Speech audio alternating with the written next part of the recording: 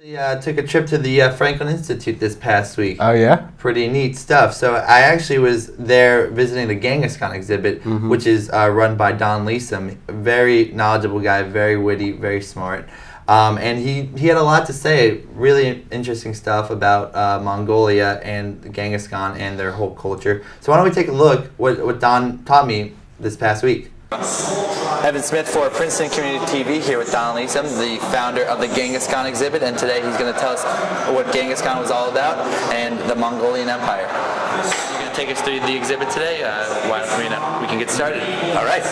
Well, the first thing you would do if you were coming to the exhibit, look behind you, is you take an identity. All right. So these cards, there are several different people, all who lived in this empire. The idea is that you follow their life, and I'll show you on computer screens as you go through the exhibit. We're progressing through 100 years of the empire, so you're going to progress through 100 years of your life. You're now a fat general. You could be a princess or a spy or just an everyday soldier. I like that. Get a zoom in of that. And the idea, particularly for kids, is, make you feel a part of this wonderful world of 13th century Mongolia that you would never think about. Right. Cool. Okay. I definitely can embrace this identity. So here you would find out what your card tells you about the early identity, since we're early in the exhibit, of your character. You chose the fat general. We find out here that he was the son of a blacksmith. This is all quite true. And his father was beholden to Genghis Khan's father and brought him this young boy. Boy was totally ill-fit, couldn't ride a horse to be a soldier, but he was a strategic genius. And he became the greatest general in history. Never lost a battle, survived Genghis Khan, was even in his old age a general to his sons and grandson. So you're an important guy. Don then told me about some of the swords and weapons that the Mongolians used. The longbow, right? Is that, Yeah, their bow, which we'll see in a minute, is the great strategic innovation. And I can show you why when we get there. That many people don't realize the Mongolian Empire created were passports. He is really the innovator of passports, and this one in particular belonged to Kublai Khan. The script on here, which would be indecipherable to anyone but one person in the Western world, could read this.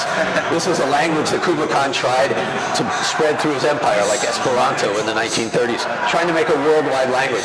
And what it says on it, if you were to translate it, is, "I am the emissary of the Khan. If you defy me, you die." So it's Strong words. Yeah, but it works. Lessem says that Genghis Khan isn't the barbarian we perceive him to be. Just got to rewrite it, and now we talk about him being a barbarian. In truth, he was a huge civilizing influence who brought all these innovations to the West. Lessem then showed me the territory that the Mongolians conquered to become one of the greatest empires of all time. He starts with a tribe of a few hundred people. He never had an army larger than 100,000, yet the empire goes from the Pacific to Vienna. Lessem then explained why he's so fascinated with Genghis Khan. I mean, Genghis is not only mysterious, he's a total puzzle.